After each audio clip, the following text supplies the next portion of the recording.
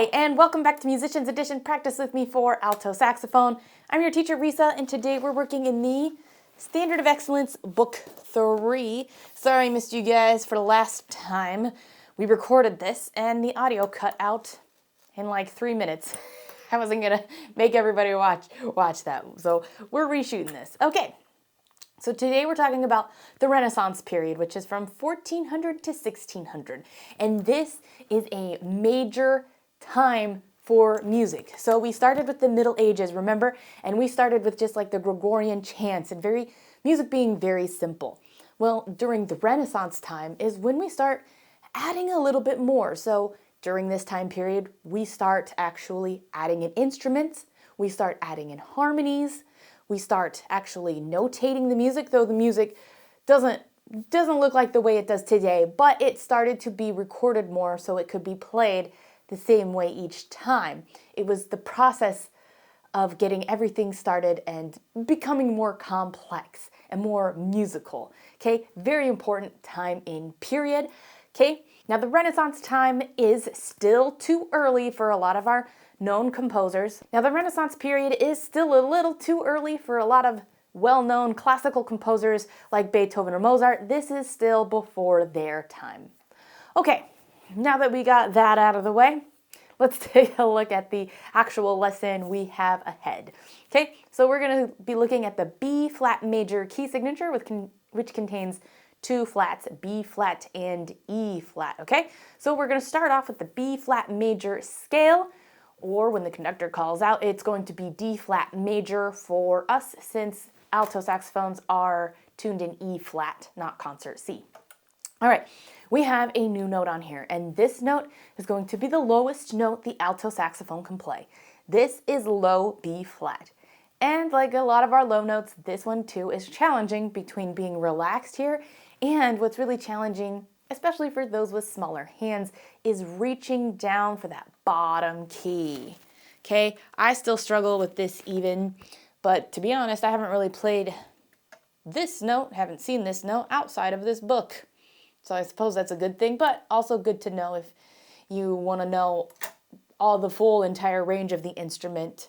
Okay, so to play B flat, thumb is off. Okay, we're going to still have our index, middle, ring, okay? And then this bottom one. We'll come back to this. And then the bottom, index, middle, ring, and then we're hitting the bottom one as well. We want to hit bottom. So if you try to just play it, especially if you have small hands like me, right? I normally have to move my hands a different way. But if you're struggling with it and it keeps coming off like the higher octave and weird, a trick to at least get started and getting the note and getting the feel for it is if you start with your finger on the bottom key, right? And like get it to where you can press it down as hard as you can comfortably, and then put the rest of your fingers. You might notice that your wrist, or you might have to angle a little bit in order to make that pinky hold down strong. Okay, it controls the keys down here on the bottom, which are kind of heavier anyway. So you kind of need some pinky strength there, okay?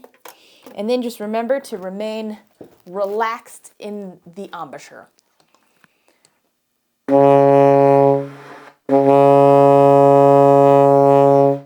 Go ahead and give your low B flat a try.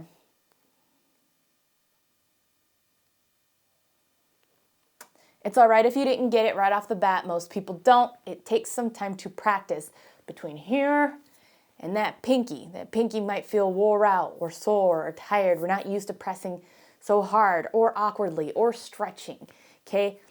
Or all of the above. So to start this scale off, let's actually start on the top line, okay?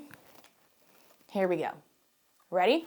And remember, we have B flat and E flat.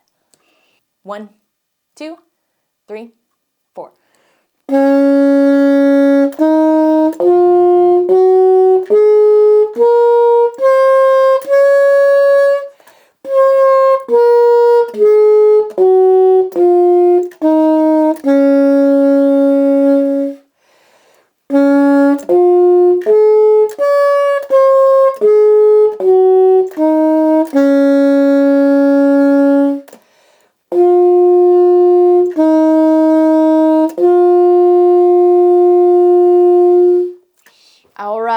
excellent job. Now we're going to attempt the bottom part, okay? We might take that a little bit slower with those low notes. It might be challenging to get them out. Just do your best, okay? Make sure you do come back and continue to work on that low B flat though. All right, ready? Here we go. 1, 2, 3, 4.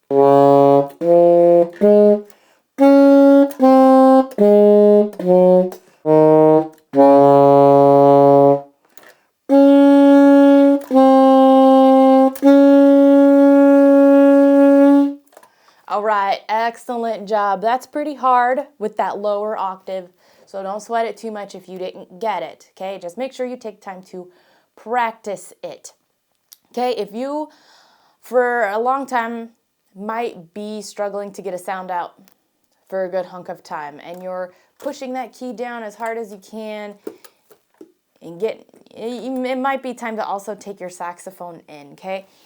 A lot of times we're not using these bottom keys here. If there's a leak on any of them, you're not gonna get a strong sound out of them, okay? So if you struggle, you struggle, you struggle, no matter how much you're practicing, no matter how hard you might need to take the saxophone in to the shop to get that looked at, okay? This lesson is brought to you by the Musician's Edition practice book. Make goals and keep track of progress throughout the whole year. When you're done with this video lesson, don't forget to mark this practice time in your Musician's Edition practice book. Now back to the video. There are exercises, extra exercises on page 44. Since we're just starting on this note, and this note is one that people generally need to work on, I'm going to skip that for now, but once you start getting comfortable with that low B flat, go back to page 44 and work on those extra exercises, okay? All right, let's move on to exercise 51. Vox delictme. I think that's how you say that. I don't even know. All right, this is a band arrangement, so it's going to have everybody else playing along with you, okay? For this piece, we're not in the key of B flat. What key are we in?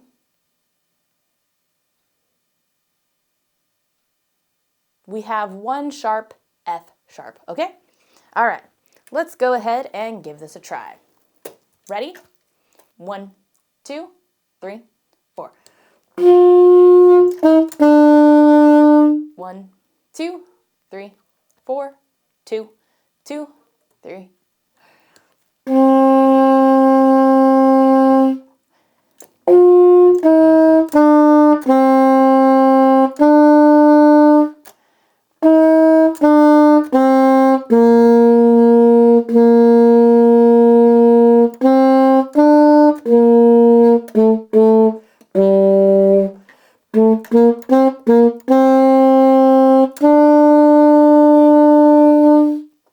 All right, excellent job. Hopefully that one wasn't too difficult. You just might need to pay attention to those ties. 1, 2, 1. Just make sure you tie that over, okay? Let's go ahead and move on to 52, technique break, okay? This is written for both octaves, so for our practice here today, do whichever one you feel comfortable with and can do. If you really struggled with your B flat, get the upper octave first, and then once you start getting that B flat more comfortable, that low one, then go ahead and do this in the lower octave, okay? The book wants us to use the alternative high F fingering where marked. Now, here's the deal. A lot of the sheet music that was going to be coming into us outside of the book, whether it's jazz music or your jazz sheet music or your orchestra music or your concert band music, whatever it is, it's not going to tell you when to use the alternate fingerings. So you need to be the one to determine which fingering works best for you. So I want you to try it with both. See which one works better for you, what feels comfortable for you, and what's easier for you to even keep in tune. Okay, I want you to decide which finger choice is best. Sorry. Okay, and before we play real quick, we have 2 flats, B flat and E flat, back to B flat major. All right, here we go, ready? 1, 2, 3, 4.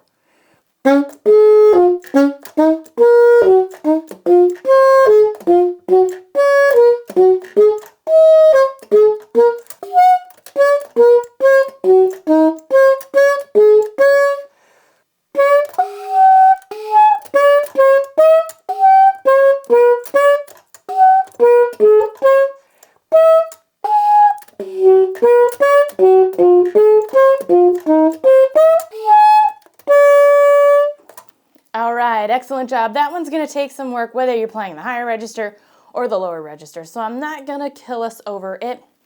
But if there's spots that you're struggling with, like for example going from B, high B flat to high D, just take a little time to do those like individually.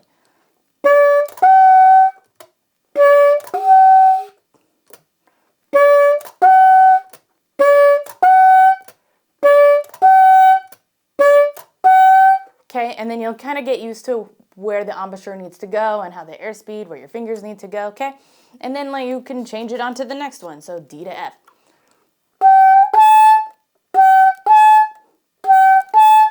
Okay, and then you can start putting it together. So you might just need to do things that are just more of the actual intervals, okay? And then piece it together and then start speeding it up, okay? And that's how you accomplish that one. All right, let's go ahead and take a look at exercise 53, Go for Excellence, okay? This one looks like it's in a pretty comfortable range, so all is good there. Still in the same kind of key signature, so let's just go ahead and give this a try. Take note there is a repeat though. All right, ready? 1, 2, 3, 4.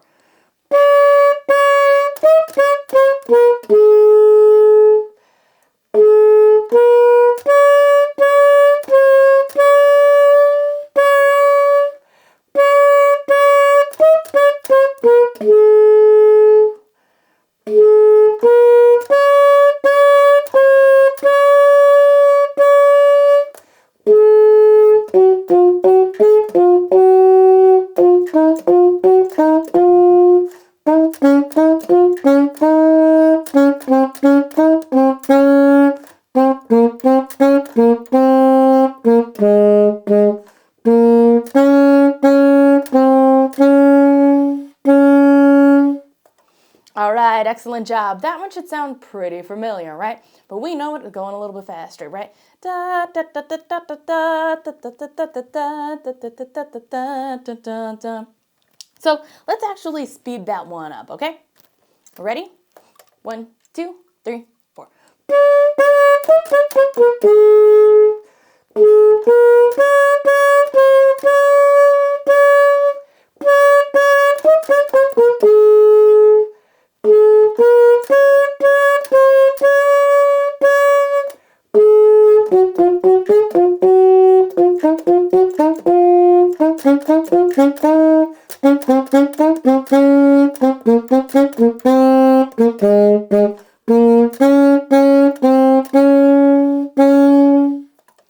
All right, and there we have it.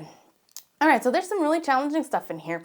Make sure you take your time, make sure you get those notes, make sure you get those intervals and those jumps, and then make sure you start speeding things up to make it together, okay? You got this. Just take some practice and it takes some time. And if you have any questions, comments, concerns, let me know down in the comments. And while you're down there, don't forget to hit like, notify, and subscribe so you don't miss any of our practices. Thanks for joining, and until next time.